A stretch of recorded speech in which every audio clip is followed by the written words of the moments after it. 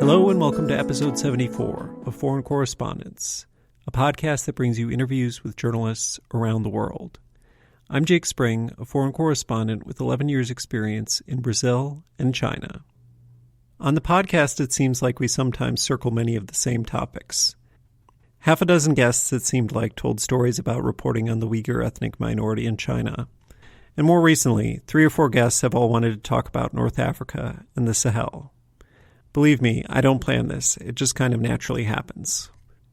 But somehow we have not talked much about what has been one of the biggest international stories for more than a decade, the civil war in Syria. I suspect that has a bit to do with how dangerous it has been to report on it, that even if some of the past guests have written about it, I don't think any ever actually crossed into Syria to report on it. We skirted it a bit in our episodes with Evan Hill, Jane Arif, and Guga Chakra, but here we finally talk about it extensively. I spoke to Lina Sinjab, a BBC correspondent based in Beirut. Lina is from Damascus, so she didn't go seeking out war, but it found her. When she started out, she wrote more about culture for local publications, but soon she was pulled into covering conflict with the Lebanon war between Israel and Hezbollah. Then when the Arab Spring happened and helped to spur the initial insurrection in Syria in 2011, conflict reporting became all-consuming. I won't lie, and Lina will admit, this is perhaps not the most uplifting episode. There is no happy ending in all of this.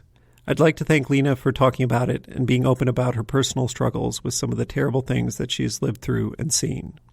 She now lives in Beirut and continues to cover the story from abroad, producing some impressive film and radio documentaries as well as written stories, often working with people still in the country.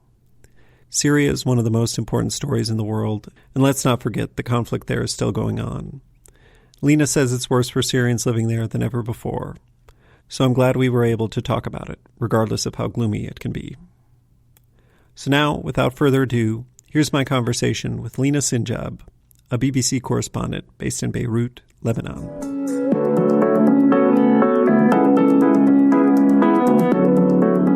Thanks so much for coming on the podcast, Lina.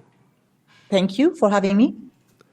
And to warm up a little bit, if you could start by describing the physical space around you and where you are geographically recording this, and also tell us a little bit about what the past week of work has been like for you.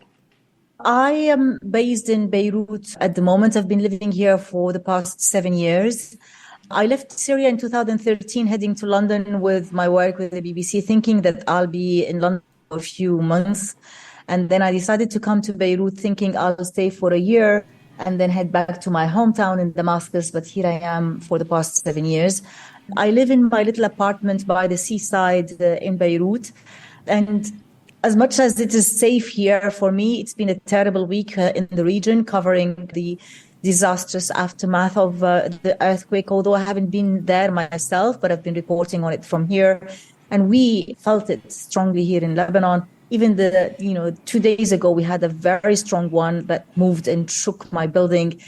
So it's quite an experience in this part of the world where, unfortunately, as a journalist, the story that comes on air is the bad, miserable story. And last week was one of the worst to cover in the past, decade or more. Yeah, the death toll is crazy. What sort of stories have you been doing from Beirut about it? The first day of the earthquake, since we felt it here strongly in Beirut, by the time my colleagues arrived in Turkey to cover it, so I've been, following up and doing all the lives, the radios, the talks, the updates on the story until my colleagues hit the ground and started to file the real stories from the ground. But I continued to cover northwest Syria because no journalist was able to get in, and I was able to see the news and see the updates. Even in government-controlled Syria, it was hard to get because the regime doesn't allow international journalists unless the ones approved by the regime to come in. So it was a miserable story to recover remotely, but this is nothing new to covering Syria, unfortunately, because it's a hard country to cover with the dictatorship and with the dangers of being in some armed opposition areas that were mainly Islamists covered. So we have learned to develop ways of covering the story from abroad, relying on local journalists, on citizen journalists, or actually on just activists and medics who provide updates on the story. And thanks to social media, everything is there. You just need to verify that it is the right piece of information or the right video that you are using to report the story. Yeah, and hopefully we'll talk about some of those difficulties covering Syria later in the interview. A big point of the podcast is to let other journalists know how you got to where you are today. So for that, I'd like to go way back to, if you could talk a little bit about where you were born, a little bit about what growing up was like, and if anything planted the seed of interest in journalism or documentaries or whatever you do today early on in your childhood. So for me, I'm a Damascene by blood. I lived all life there, I grew up there, went to school, university. And, I don't come from a family that has anything to do with art or education or even politics. They're just in business. So that was like nothing to have in the family. But I always had my eyes outside, feeling that there is something else I wanted to do different. And, I've always been interested in art and writing. And that's what drew me to journalism. I wanted to tell people stories, to write about people. And I started by reporting on, the art scene in Syria in some of the Arab or local newspapers. And then I moved to join the BBC as a producer. But also I was reporting to other media outlets and international media outlets until by the years and by the experience, their correspondent in Syria. And Syria is a country that is very difficult, have always been very difficult when it comes to freedom of expression. So you had to be careful in drawing your way around in how to tell the story, which story to tell. Obviously, it was hard to report on political stuff because of the censorship and the risk from security. So that's why I focused on the economic issues, on the social issues, that somehow you can reflect on the political situation without actually naming names or pointing fingers to the leaders that would put you in trouble. Growing up in Damascus, were you starting as a college student? Was it after college? Was there an opportunity to study journalism? Or how did these first steps happen? At university, I studied English literature, and at the same time, I was doing distance education here in Lebanon. I was also studying law, thinking that I want to become a lawyer at some point, but then I stopped. So I finished my English education and I did a master in translation. But then, actually during that time, I was also writing for magazines about the art scene in Syria, in Damascus. Damascus used to be host international theater festival, international film festival, where, artists from the Arab world came and showed great performances. So I used to follow that and write about it for several magazines. But then I moved to work with international organizations like the BBC. And even before that, I worked as a reporter for Dubai Satellite Channel and some regional, channels. So that was the start of my work for TV. But then it was a great big move when I joined the BBC, because you learn it by doing it. And it's a great school of developing professional journalism career, basically. Sure. And those first steps into international media, how did that happen exactly?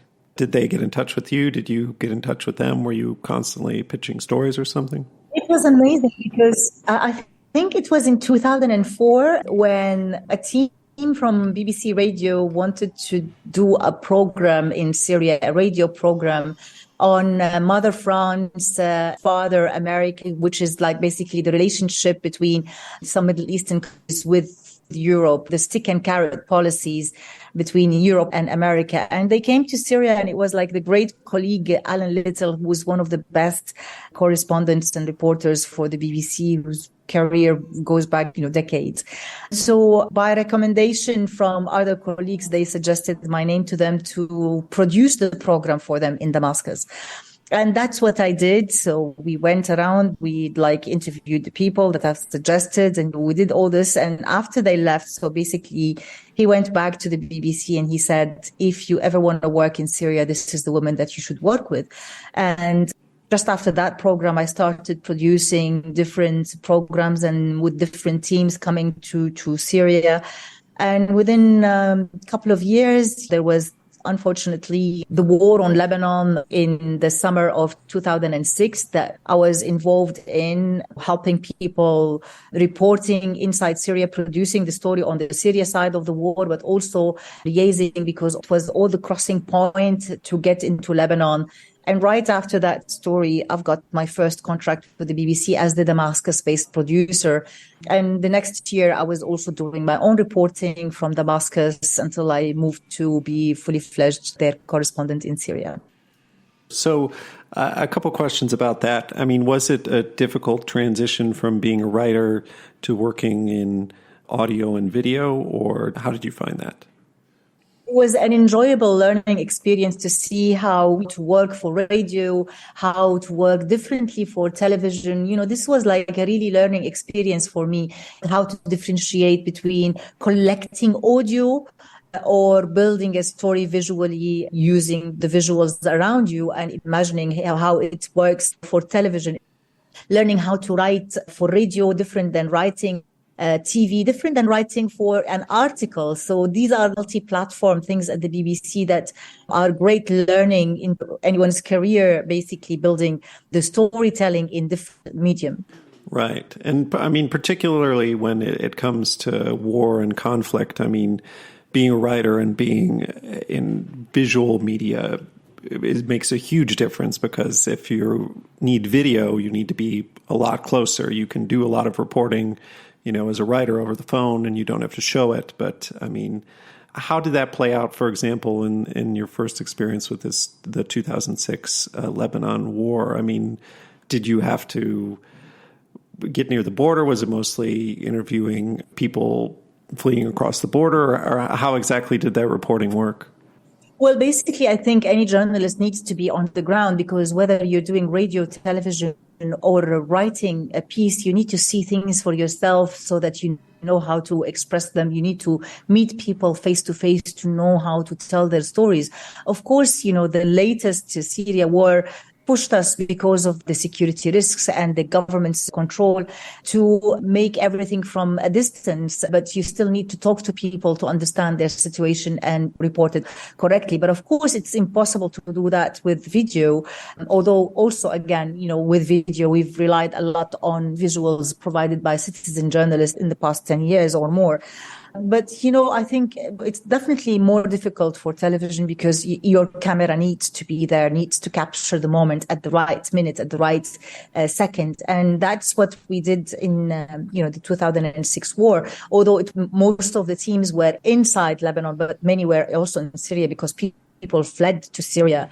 And we've seen lots of Lebanese families who cramped in schools or in houses inside Syria. But I remember one story that we did with one of the correspondent at the time. It was in Homs at the northern border with Lebanon. And then there was a bomb that hit closer to the border and there were many bodies that arrived through the border. And I remember being very harsh on the correspondent at the time because I wanted him to do his piece to camera right as the coffins were moving behind him. And it was a brilliant collaboration between, the cameraman, me, and the correspondent, just like to capture the moment on camera. So, of course, the television work is much more stressful because, it's a teamwork and you need like all the team to be in line and on alert to capture the moment, to be able to tell it visually, because without the photo, without the strong video, you have no story. And the other transition I was interested to ask about is you said, you started out doing more stories about culture and the arts. And, within a few years, you find yourself reporting on war. I mean, did that square with why you wanted to get into journalism? Was it a difficult transition from these kind of more upbeat topics and, war, which is about as grim as it gets? Was that a tough transition? Personally, I was interested in telling people stories, to report on the realities. And, as much as I'm still interested in arts and culture, and I still think that, this is a great way of explaining the behind the scene of the society and even the politics, to reflect on how art and culture are operating especially in this part of the world, because probably this is the medium that has the most freedom in expression because they don't say things directly.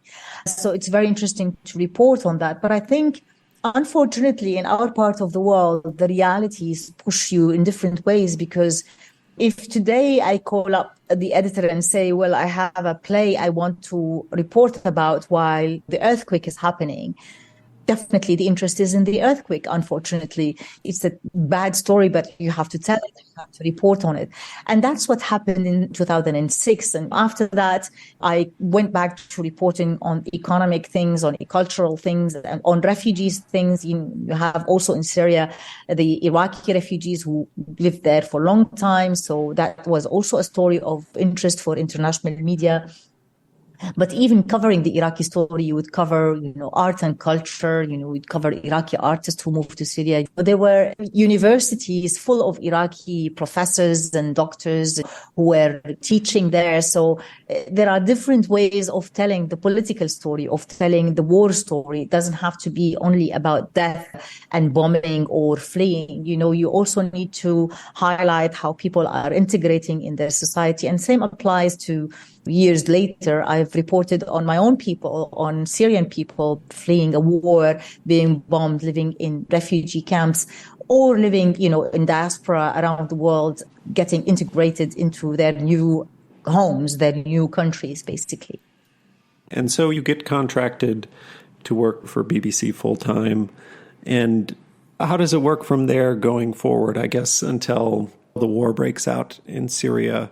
What sort of, you say you're doing mostly economy? Is it mostly, are you doing long-form documentaries? Are you writing short pieces? What exactly was the work you were doing then, if you have any highlights from that period? I think the great thing about working with the BBC is that you get to do everything with them. You get to do the radio pieces, you get to do the radio documentary, you get to do the TV documentary, or you get to do the news pieces or the feature pieces.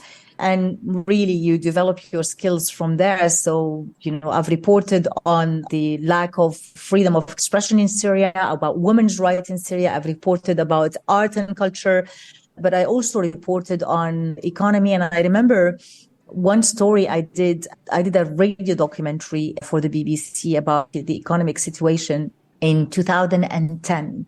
At the time, the BBC wanted me to do it also for television, and I did say it's not going to work because it's a very sensitive story at the time. Imagine 2010. And I told them there are things that I can get to record and describe on my radio mic that I would never be able to get the permission to film on camera. To explain the context a little bit for your audience is that, in Syria, anything you wanted to do, you need to have a permission.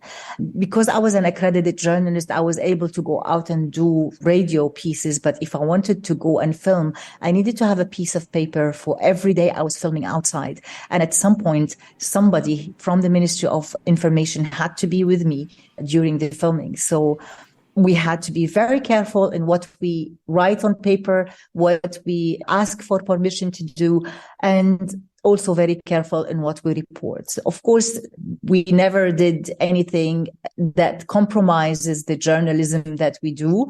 But of course, that meant that many stories, personally, as a Syrian, I wasn't able to report on, such as like political prisoners or notorious prisons at the time. That has broken after 2011. And I want to go back to this radio documentary I did about the economy in 2011, 2010, because I was very worried at the time that it was going to be on air. And it was on air in February 2011. And in that documentary, I've interviewed one of the dissident opposition figure who was an Alawite professor of economics who spent 5 years in prison simply because he criticized the economic monopoly over the cellular phones by the president's relative, Rami Makhlouf, at the time. And I was so worried that I'm going to get in trouble because of that. But by the time that documentary was aired, the uprising began.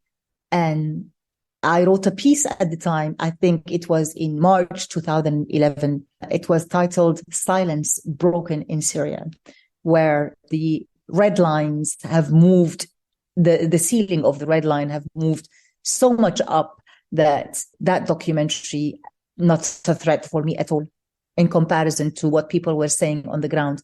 Right. Yeah, I can imagine that, a relative's monopoly isn't that pressing of an issue compared to a rebel uprising. Getting back to before the war starts, I mean, what kind of pressure would they put on journalists at the time? I mean, is it the type of thing where you would face jail time or things like that if you were Syrian, and if you were a foreigner, was it easier to report on it? Definitely, there was a big difference between what the Syrian can report on and what a foreigner can report on. Don't forget that foreigners can come in, do their reporting, and get out and write whatever they want. The worst thing that would happen to them is that they will never get a visa again to come back to Syria. But the things that they would say, we would never be able to say. I'll give you an example of one journalist who at the time was the correspondent for Al Hayat newspaper, an Arab newspaper. He was very, very connected to the regime, would have great access. And because of a story in 2003 that he wrote about, information leaked for him from one security apparatus, saying that Syria is getting ready to receive refugees and building up camps at the border. That line put him in jail for 6 months. Wow. Because they didn't want that information to go out. It meant that they were approving the war at a time where their political statement was that they were against the war. So that's the price that this journalist paid. I'll give you an example of myself. In 2010, we did a radio documentary about music in Syria. But that radio documentary was mainly about Iraqi refugees in music, where there was a famous Iraqi musician called Ilham Madfa'i. And there was also another, oud player, Iraqi young oud player. I can't remember his name at the time. So because of this combination of Iraqis, and also I want to also explain something to the audience that unfortunately, Syria is the country that they say every Syrian has a security informant. And sometimes simply because somebody doesn't like you, they can write a report to the security about you, and that is enough to get you in trouble. So the report that came again at the time that I was doing a documentary about the Kurds in Syria. And of course, reporting on the Kurds was also a taboo in Syria because there was a big issue about their rights, the census of the Kurds. The Kurds didn't enjoy any rights in Syria. They didn't have an ID. They don't go to schools. They can't speak their language. So there were many turmoils around the Kurdish area. And at that time, because of this issue that was completely false, and I had to bring proofs of the program that it was only about music, nothing about the Kurds. But I was denied working, suspended from working for 3 months. Wow. And they can just enforce that. They can just tell the BBC or not grant permission for you to do anything for 3 months. Exactly. And the worst happened after that. I think that was 2009 or something. But in 2010, I was also doing series of stories. And for that, I interviewed the First Lady, Asma al-Assad. I did a radio interview with her. And, we've agreed that we'll record 5 minutes and we'll broadcast 5 minutes. And that's what we did. She was organizing an international conference for NGOs at the time, because, she established what is called the Syria Trust for Development, and she wanted to have more international NGOs operating in Syria. At the time, there was an NGO working to protect women's rights in Syria that was, the women working there, the activist women were criticized and threatened by religious authorities. So what I did, I wrote an article about that interview and about that conference. And to balance it out, I didn't even raise the issue of human rights or political prisoners or anything. I just spoke to these women who were threatened and couldn't operate, and their NGO was suspended because basically their NGO was not an affiliate to the First Lady's Trust. And that's the line that I put, that they basically hailed that she is promoting and supporting international NGOs, but they basically said, we hope that NGOs can work independently and can operate independently on all levels in Syria. After that article was published, I was summoned into the Ministry of Foreign Affairs, and I do remember very well how I was scolded by the officer there and how I was threatened. And the line she used basically, how dare you criticize her work? How dare you think that you can do anything if we don't allow you to do it? And she said, with a move of my pen, I'll make you disappear. And after that story, again, I was suspended from working for like 6 months. So imagine the level of threat and the difficulty to operate in Assad's Syria before the uprising. And the story, although the level of freedom of expression has changed after the uprising, but the risk has not moved completely. And I'll tell you what happened later. Yeah, wow. That's intense, being under threat of disappearance. And I mean, I imagine I've never reported from Syria, but I've reported from China, and I know like people do get disappeared and it's unclear what ever happens to them. I know some Chinese journalists, assistants to Bloomberg and others that's happened to. Let me see. I guess let's start talking about the uprising and the war, since, that probably is a huge part of your career.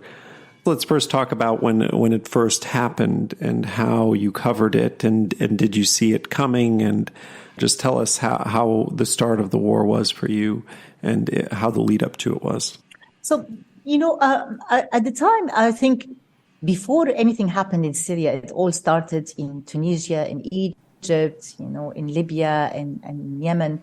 And I remember very well the first time I went to Libya undercover to report from there before the famous statement or, speech by Muammar Gaddafi at the time, where we call it the speech of Zanga Zanga Dar Dar, where he basically said that we're going to get after all these radicals, as he described them, in every street and in every, neighborhood. I was actually in Libya, in Tripoli, when he made that speech. I had arrived. I fooled the officer saying, well, I'm coming for tourism in Libya. And I arrived in Libya when the airport was packed full of people leaving, trying to run away from Libya. I went there and I stayed in a hotel. And I couldn't leave my hotel. I remember I was the only one in the hotel with security. And I stayed in my room. I was like reaching out to activists and describing what I hear and see from my balcony, until the moment that, shooting started in the street below me, and some of the bullets came across to my room, basically. So I had to hide behind the bed, and then I think the next day, where the speech started of like this threat by Muammar Gaddafi, and BBC decided it's not safe anymore for me to stay there. And I had to leave. And I think I took the last plane to leave Libya before the airport was closed. And then I moved to report on Yemen at the time. And Yemen was an incredible experience because, unlike Syria, there is freedom of expression in Yemen. You would go to the opposition and talk to them, and then move to the other side and talk to pro-Ali Abdullah Saleh to talk to them. But coming to Syria, I remember first there were announcements on the 5th of February that something's going to happen in Syria. And I flew back from Yemen directly to be there on the day. And of course, nothing happened on that day. And we suspected anything would happen in Syria, and I think I've reported a revolution in Syria is far from reality. It's not going to happen. Syria is not Egypt or Yemen or Tunisia. And I think that was what Bashar also announced at the time, that situation is different. Little did we know that, things are going to move quickly because of the children who were tortured in Daraa because they were inspired by what's happening in the region. But at the time when actually the first broke out in Syria, I was in Washington going for residency. But I had just arrived there. I think I arrived on the 15th or 16th of March, and then took a flight back and started reporting on what's happening inside Syria. And I wasn't able to believe that actually the street had moved and people are taking to the streets and speaking out loud, calling for change of government, calling for justice, calling for their children to be released from prison. For me, this was unprecedented. And I think I've shared it with many Syrians that this was the first time ever we feel that we have this strong sense of belonging to the country, that when you feel that you have a say in what's happening around you, that you have the gut to speak out of what's happening, your sense of belonging completely changes. And that's exactly how I felt at the time. So at the start, I mean, you sound like it started and you were almost optimistic about how things might go. I guess, how do things go from there? And you mentioned that you leave the country in 2013, I believe. So what happens in those first couple of years of the war? Well, even for me, the threat started from the first days. So I think it was probably the first 2 weeks. I was in Douma. I went to Douma to report on the protest. Douma is a neighborhood in Damascus, a suburb of Damascus, that was like almost 10 minutes drive from my home, where also protests began there, because city after city, street after street, neighborhood after neighborhood were, against shooting or killing or, bombing or using any of that. At the time, there wasn't bombing, there was shooting and arrest and beating up people. The minute I arrived there, I saw by my own eyes what we call the thugs or shabiha, sort of men with muscles going around the protesters, like catching them, beating them up. And I saw them running after, some protesters. And then they saw me and they've taken me to the security. And the security put me in the security car and drove me to one of the detention centers. And there I saw incredible, horrific scenes where I saw tens of men lining up against the wall with their hands up, their heads, facing the wall, but looking down. And I'm sorry to bring this up to the audience, but this is the reality of what I've seen. I've seen, fresh blood on the floor everywhere because of the torture. Of course, because I'm a female and I'm a journalist, I wasn't beaten up, but I was threatened. And then I spent the whole night until the early hours of the morning in an investigation room. And I was like threatened that if I open my mouth and say anything of what I've seen, they'll just basically cut my tongue. And because at the time I was an accredited journalist for the BBC, they couldn't lock me in. So they released me the next morning. But you can see and expect what kind of situation and what kind of story you're going to report on for the years to come. And I continued reporting, going to places, but then they were not happy with what I have been saying on air, because I was reporting the reality of what's happening. So I was prevented from going anywhere. I was denied access. I wasn't given any permission to move around. So I ended up reporting from behind my computer at home. But later on, in some occasions when the UN were available in Syria, we were able to go on tours with the UN. And I've seen terrible stories. I've seen, I went to areas where there were massacres. I went to areas where I've seen fresh blood and some women in distress, probably after being raped. So it was like really a terrible situation. And one day I was about to travel to Lebanon and I was also arrested at the border. And I think I spent like a day before I was able to be released. And I was even arrested before that. I was even just jogging one morning next to my house, and a car with security people, they came and they picked me up and put me in the car. And I also without contact for like 24 hours before the BBC managed to locate me and put some pressure to release me. But the last time, when I was arrested at the border, I was under a travel ban for almost a year and I couldn't leave the country.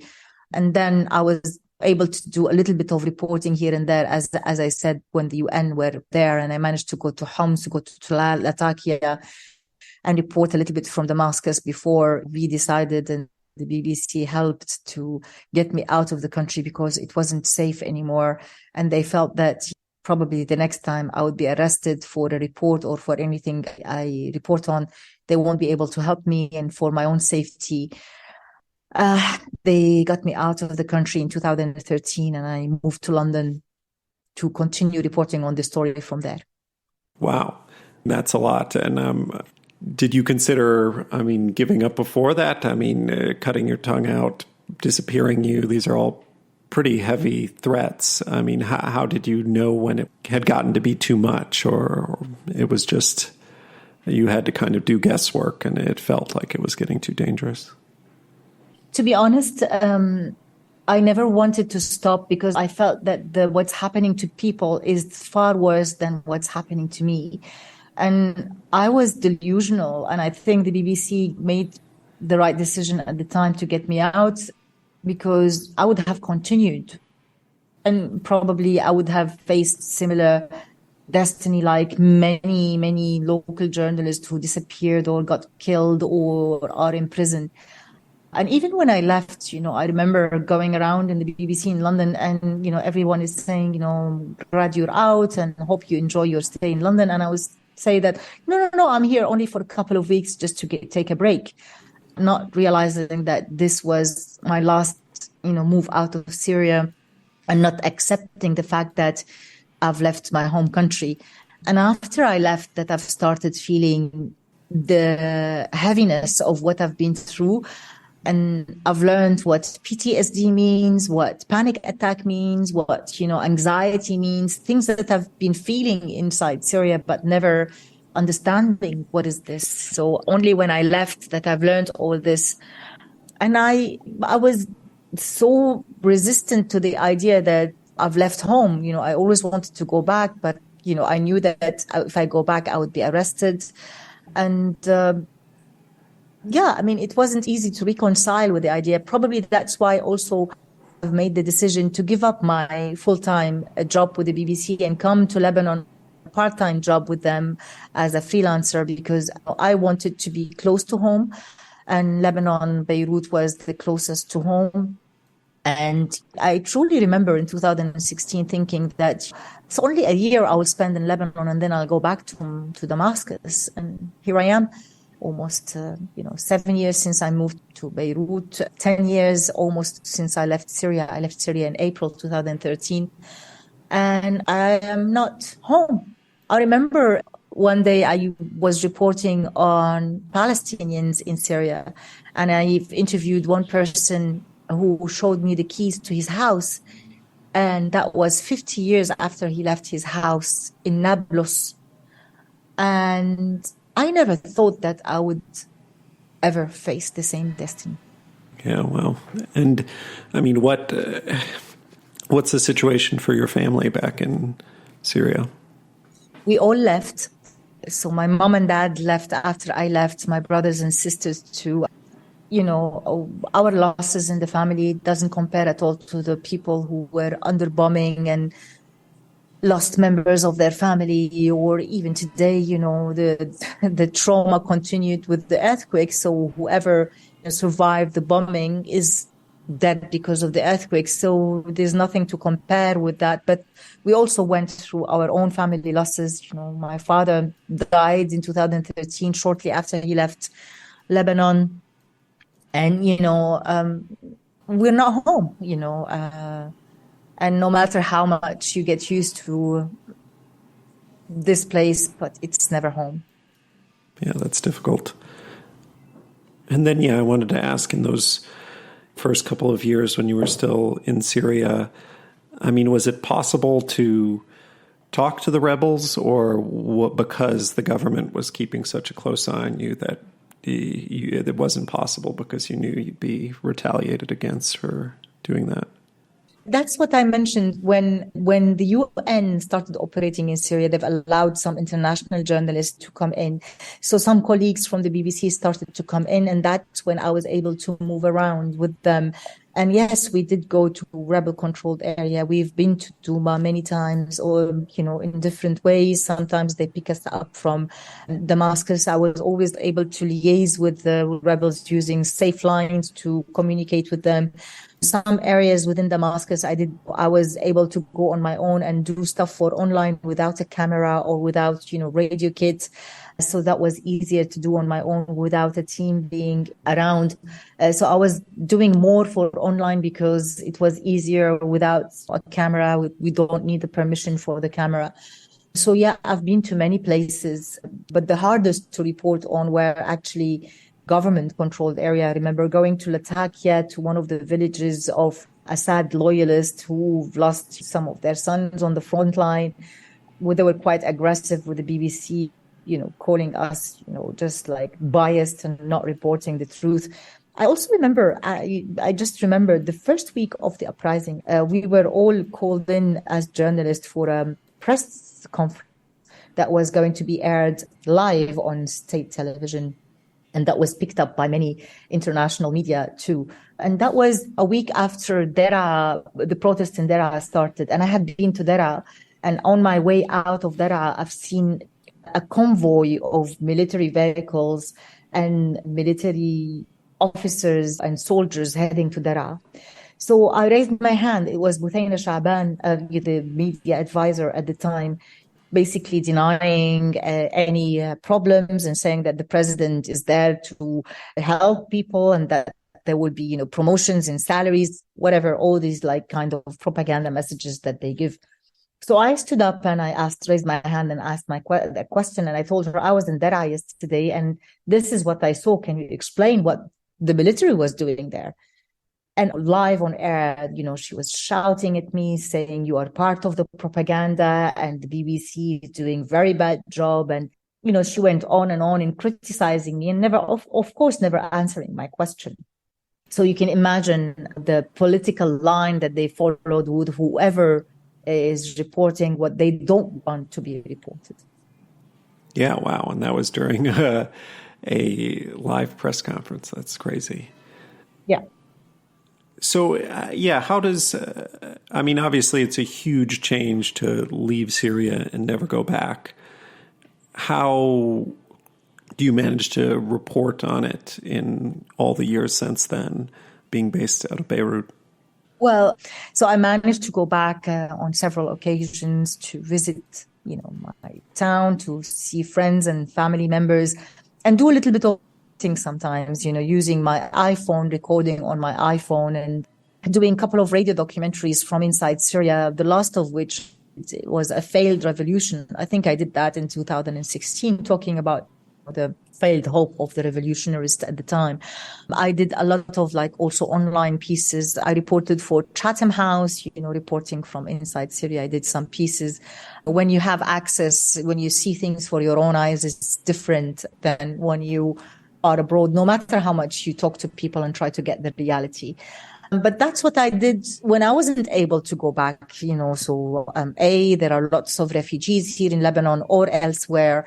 I did a radio program, both for Arabic and English. For English, I did fewer episodes, but for Arabic, I did 52 episodes of radio program called The Syrian Cafe, where I hosted Syrians everywhere in diaspora, inside Syria, rebels, civilians, doctors, artists, writers, basically covering all aspects. And that also got me to travel to many countries around the world, like whether in the region, Jordan, Egypt, in Berlin, in London, in France.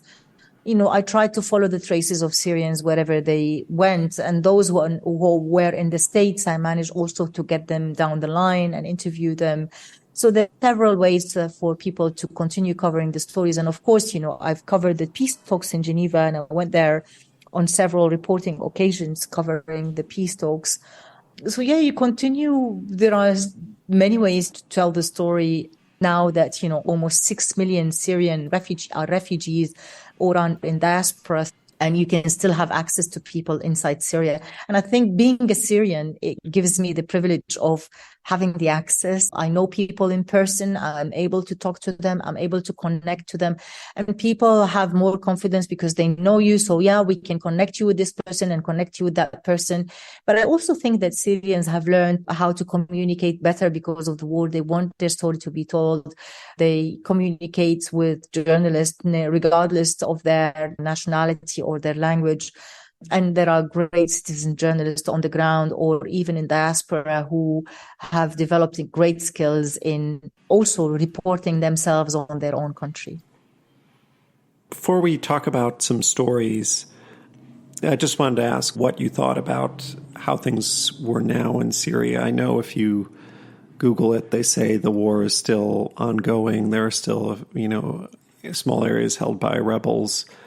But it seems like that it is kind of played out. And, Bashar al-Assad's regime will stay in place. And the story, is getting upstaged by Ukraine and all these sorts of things. I was just wondering if you had any thoughts on where things stand today on the story. People would be surprised if they hear that today is the worst time that the Syrians inside are facing ever. There was an international interest and focus on Syria when the bombs were falling, when ISIS was there. ISIS was a threat not only for Syria, but it was a transnational threat. So there was international interest, NGOs interest, UN interest. But now, after all that stops, the bombing have reduced, especially bombing on government-controlled areas. The war in Ukraine took all the attention, and there is a Syria fatigue, whether on money draining, international efforts draining, and media focus shifted completely. But Syrians now are left to face the worst economic crisis ever. Poverty is over 90% of the population are living below poverty line. I recently reported on UN statements saying they described hunger is now a characteristic of Syria. People are digging in garbage to find food. And we're talking about people who were middle class. We're not talking about people who were poor. Inside Syria, there are 9 million internally displaced who don't have homes to live in because their homes were destroyed by the war, and no one is going to help rebuild their homes. Poverty is beyond imagination in Syria today. If you go around in Syria today, you would find more women than men because all the men are fleeing. They don't want to be subscribed to the army.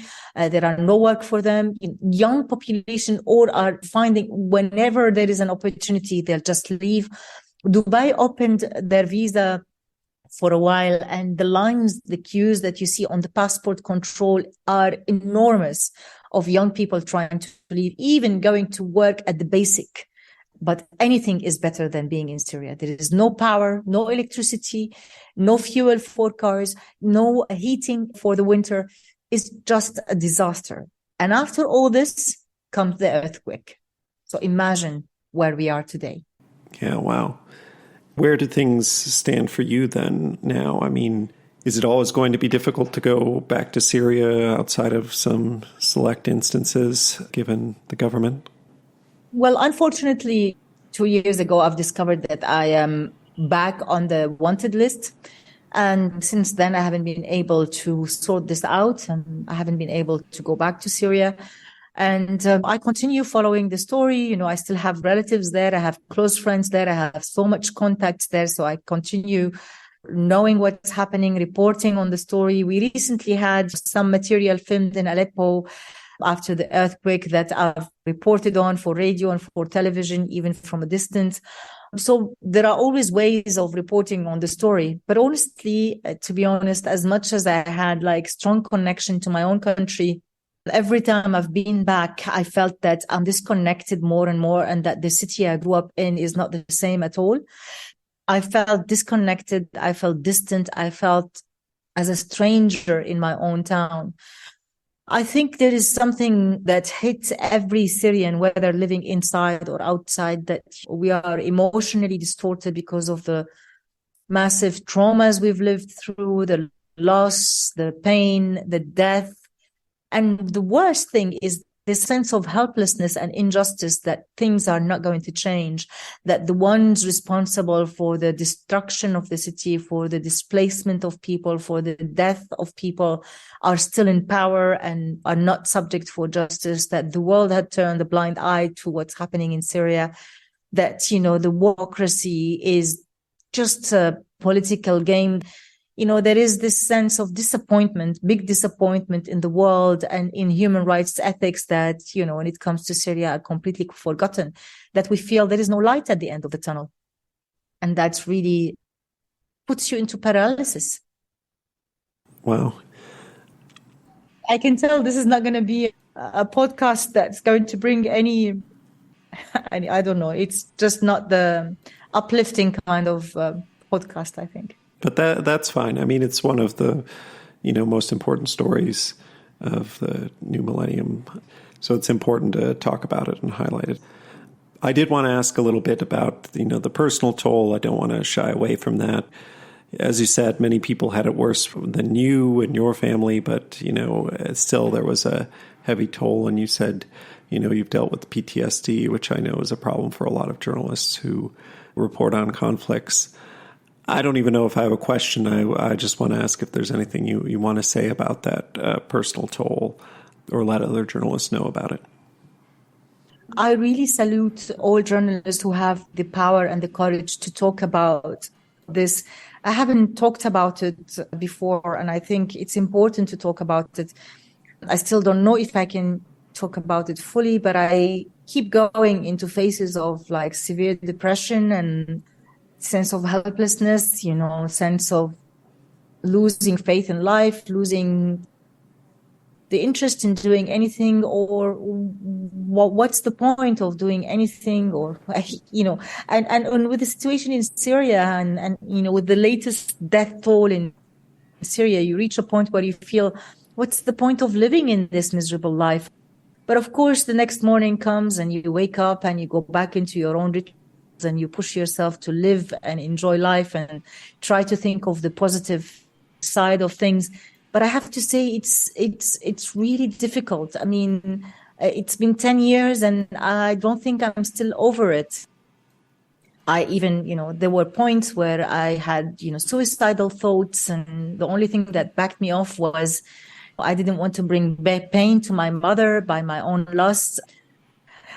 I don't know. It's very hard. Of course, the BBC helped with some sessions with, psychotherapy, but I don't think it's talking about it is good, but I don't think you ever heal. I mean, you get techniques and ways of dealing with it so that you move on.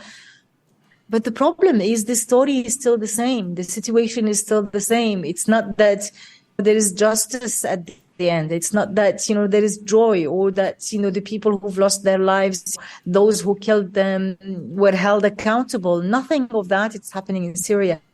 It's misery upon misery upon misery. And no matter how safe I am or my family is, but everything around me is just miserable, and it's hard to switch off.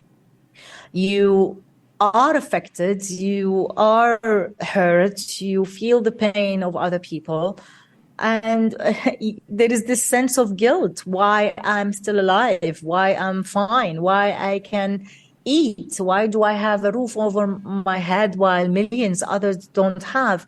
And I know that this narrative doesn't help, but it does exist, and that's the problem.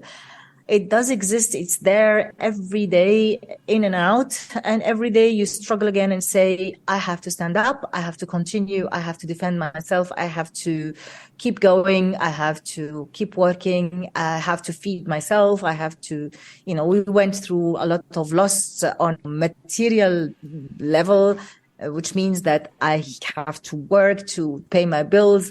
So I cannot even afford the depression. So I have to keep fighting for myself. But in comparison with the collective loss around, my loss is nothing. Yeah, I can't even imagine. But thanks for talking about it and being open about it. And yeah, I understand that it's usually always something that's going to be there. It's just something you learn how to deal with. So thanks for sharing. Otherwise, I was going to ask about some stories. Is there anything else you would like to talk about before we move on to that? No, I think let's try to talk about something positive, maybe. Sure. So next I'll ask about some stories. First, if there's a story you're proud of that you could tell us about, and Tell us a little bit about how you did this story, the story behind the story. Well, to be honest, I think always the great thing about journalism is that it gets you in touch with people face to face. They allow you into their personal life. They get you into their homes, intimate details about their life. And I find this incredible. And throughout my career, I think I was always amazed by the strength of women that I've met, especially in times of crises. In Syria, in Yemen, wherever you go, here in refugee camps, the women work in the field and they work as gardeners, as farmers, and they come back to their kids at home. But even in their tiny tent, they'll still say أهلا وسهلا تفضل. They welcome you. They say, just come in, please. With their basics, they're barely able to eat. They have to offer you a cup of tea. Whatever they have, they'll just put on the plate for you. They are grateful for coming in and telling their story. And I find them incredible in adjusting, in adapting, in how I look at women in my own country, how they were sidelined by men, and now how they are into politics. They are on political boards. They are on educational boards. We've seen even in the earthquake recently with the white helmet, the incredible volunteers of civil defense. There were women and men in the rescue team. And that's really, for me, is very uplifting. It's incredible to see how people are resilient, how people continue, how people want to help each other. And this is something that I keep with me that makes me feel that we have a duty to continue. We have a duty to continue telling their stories and raising their voices and showing the world how these incredible people on the ground, the poorest of the poor, sometimes come up with the most resilient and strong stories of what they go through and how they stand up and continue. And has that shown up in your reporting? Is there any specific stories, or have you been able to do any documentaries or anything about specifically women in the conflict? I did a documentary which I produced and directed in 2013. It's called Suriyat. And that reported on 5 different women during the time of the revolution, even women from the regime's side, including a nurse, an activist, a filmmaker, and a reporter from the regime's side, just to talk about their daily life. But even after that, I've done, many reporting in different areas about women and their work, even how the whole Syria revolution was a woman ignited one, how the teacher at the school, influenced those children in Dera, and how women organized the protests. 2 women organized the protesters, and they created what's called at the time the coordination committees. They were both run by 2 amazing Syrian women. The stories were endless that I did about women, but also brave women and men. I did, a film about, doctors and nurses and civilians in Aleppo during the siege. I'm currently working on a new documentary film about the resilient people who decided to stay in government-controlled Damascus. And I continue reporting about women working on defending the disappeared in Syria or tracing them. The stories are endless, but I also did the same also in Yemen, interviewing Tawakkul Karaman at the time when she got the Nobel Prize, and reporting on other great women in Yemen. I remember even in Saudi Arabia, when I was reporting there, I interviewed great women. One was, a presenter at NBC channel. And that was even before the opening up that Saudi Arabia is witnessing now. So those stories stay in mind all the time. But the most powerful ones comes from refugee camps where women are living the hardest conditions, but also working hard to raise their kids and protect them and feed them. Yeah, that's a lot. Out of all those, just since I'm a bit more familiar with it, I was curious about how you had done the documentary. I believe it's called Madness in Aleppo. That's the one about doctors working during the war. How did you go about doing that documentary? I was curious.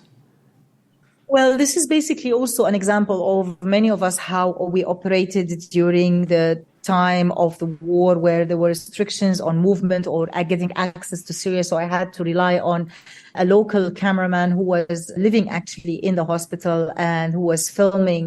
And when he left Syria, I managed to see him and collect all the footage that I had directed him to film during his time in Aleppo. But then to be able to tell the story and make it into a film, I had to interview all the characters and film them when they left Syria in their respective country, including the cameraman himself who sought refuge in the UK. So that's when I met them there and I interviewed them and I had asked them about the moments that they've lived inside Aleppo. This is the only way I was able to turn this into a film and to turn their story into a documentary film so that I can, have a narrational arc for the film. And I imagine it must, as you say, the cameraman's already left Syria. It must get more and more difficult to find people still in the country who are able to do this work. Is that right? Well, in fact, no, because there are generations of new cameramen, new great talents that are emerging, whether on the government side or the opposition side. So there are always ways to operate, inside Syria. Of course, many of my colleagues, foreign colleagues, are able to cross into opposition held areas. I cannot do this because that means it will deny my access forever to government controlled areas where my home is, where the rest of my family is, because the regime, wouldn't accept that you would cross the border illegally. Although I still can't go to my own part of Syria because of regime threats, but I'm still hoping that one day I would be able to go back. Yeah, I hope you can go back one day. Next up is the lightning round. Do you feel ready? Yeah, I hope so. I'm frightened about this section, but yeah, let's see. First, I wanted to ask about a publication that covers the region you cover that people might not have heard of, that you might want to shout out as doing a good job and worth checking out. So for somebody who's interested in Syria, maybe it's worth looking at. And it doesn't have to be in English. Is there any particular publication you want to shout out? In the Arab world, there is lack of freedom of expression. So all the media outlets are either government-controlled one or political parties-controlled one. So it's hard to find like a really balanced one. But there are great initiatives coming up of independent media with great journalism popping up in the region. And I will name a few to follow. And most of them, they have some of their prominent articles translated into English. The first one I will start with is aljumhuriya.net. Aljumhuriya.net is a Syrian website of intellect and art and culture, but also of politics that goes into depth about the situation in Syria and the Arab world. And they have great young Syrian writers and journalists and young Arab writers and journalists contributing, as well as intellectual Syrians. So you have all qualities involved. There's also Aina Baladi, Syria website that also writes in English, so it's mainly focused about reporting on the ground in Syria and mainly focused on news, but it's a great source as well. There is Rasif 22. Rasif 22 is a website that was established, I think, 10 or 12 years ago as the Arab Spring kicked off. And it's called Rasif 22 because it's 22 Arab countries and they have amazing writers and journalists from the Arab world feeding into this website. And they have some video work as well. Some of their work is also translated into English. Recently, there is also Daraj Media that started in Lebanon, which also covers the whole Arab world. You have Hibr in Jordan. You have Mada Masr, Mada in Egypt, and they're all like great, young and professional journalists and old professional journalists. So it's a combination of all. But what's great about them is that it's people on the ground from their own countries reporting on their own country. And on that level, I have like great optimism in this independent media that is, mushrooming in the Arab world. Great. Those are all perfect. And yeah, if they have some in English, even better, because then I can go check them out. The next question is if there is a publication you read, listen to, or watch, it can be any medium, more for fun, that's not related to what you cover on your job, but vaguely journalistic in nature. I'm not sure. I love New Yorker. I love their style and I love the way they report on stories. New York Times Magazine as well. I enjoy reading more about art and books and culture because news gives you a lot of fatigue and pessimism. So it's good to go into something more uplifting. There is a new, also independent, online magazine that started. It's called the New Lines magazine, and it really gives more room to write in details about stories in more artistic style. And, also they have people, experts on the ground in different parts of the world, reporting differently on what's happening. I did a piece for them talking about poetry cafe in Syria, but throughout the poetry cafe and the poetry society, you talk about the whole political life in Syria. That's something I really enjoy reading in that magazine too. Those are good. And then a little bit more specifically, what's the best journalistic article, piece, can be TV, audio, text, that you've consumed recently? And recently can be whenever, a piece that's kind of stuck with you. I was a judge in One World Media Awards last year, and there were great pieces that were part of the work from Ethiopia, about the drought there, from Sudan, Darfur, incredible work of journalism, but also there's one piece that was recently published in collaboration between The Guardian and two academics who worked relentlessly for years tracing massacres that happened in Tadamon in one area of Syria, and how one Assad officer was responsible for the killing and torture of dozens of people. It comes to my mind how, they worked for months and months trying to trace where he is, who he is, and who has done that. And I think that kind of work is really incredible because hopefully it will bring justice to those who lost one day. We've seen after Bosnia and Herzegovina, years after, how there was some justice that was brought, and we all hope in Syria that one day perpetrators of the mass killing will bring them to justice. This kind of work, this kind of journalism, this kind of documentation and tracing will one day, maybe not in our generation, but for the generation to come, to have this peace of mind when justice comes. Yeah, and I'll look for a link to that and to the other stories that you've done yourself and put those in the podcast description for people who want to check it out after the podcast.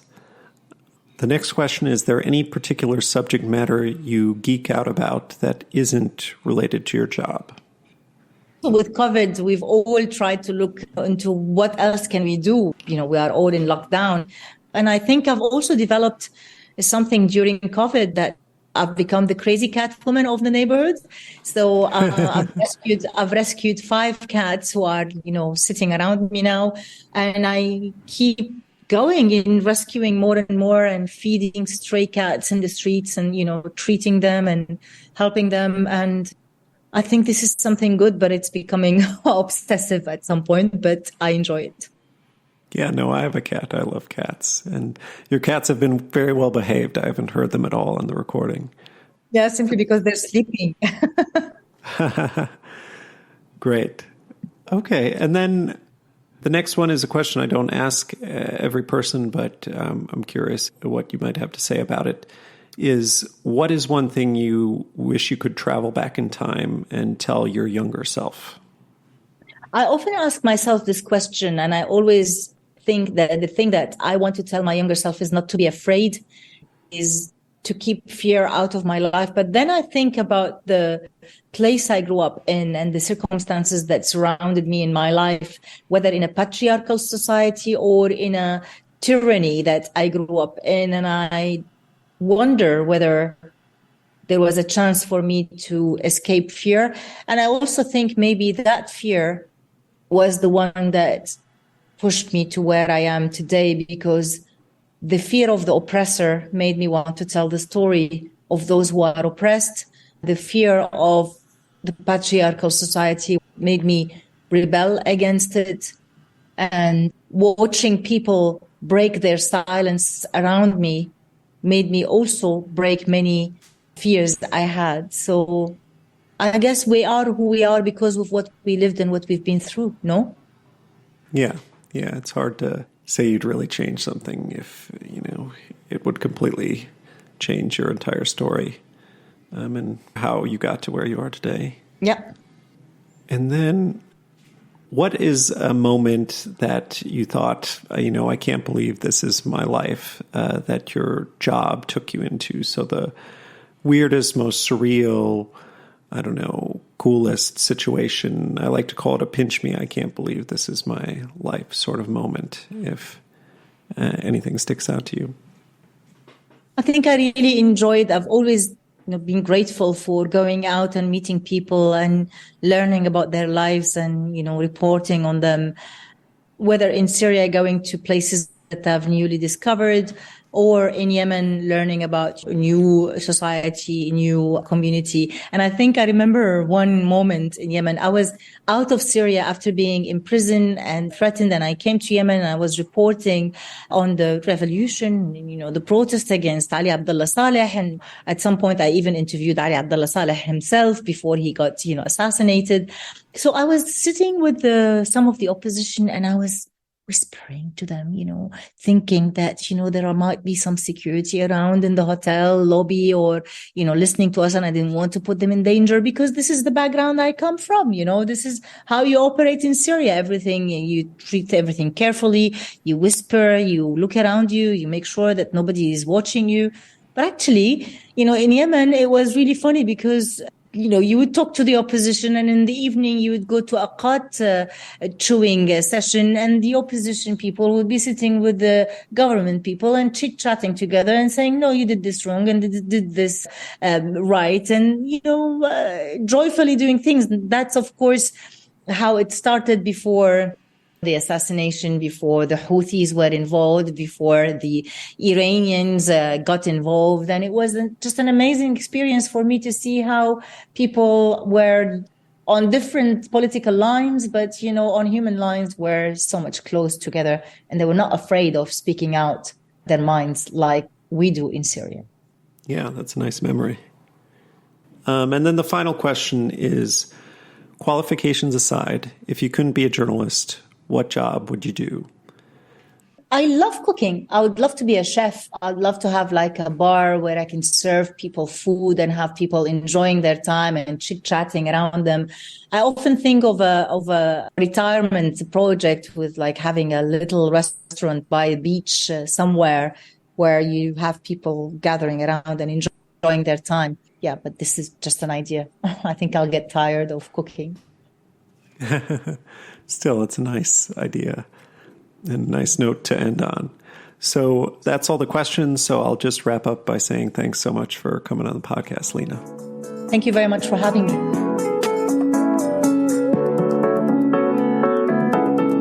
That's our show. Thanks for listening to my conversation with Lina Sinjab, a BBC correspondent based in Beirut. I'll post links to some of the things Lina talked about in the podcast description and also on our show page, foreignpod.podbean.com. If you like this episode of Foreign Correspondence, please subscribe to it in Apple Podcasts, Stitcher, Spotify, YouTube, or wherever you get your podcasts, and give it a rating. Beyond that, it would be a huge help if you write out a review saying what you think about the show. It helps get the podcast more attention.